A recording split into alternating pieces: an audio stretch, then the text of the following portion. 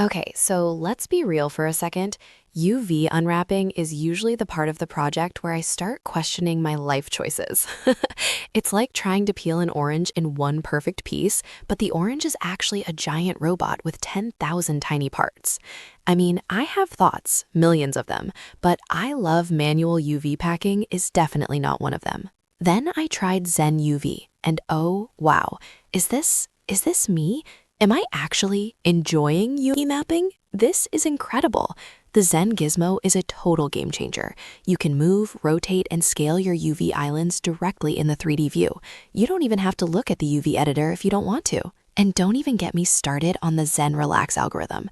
If you do organic stuff, it's like magic. It smooths out the stretching so much better than the default tools.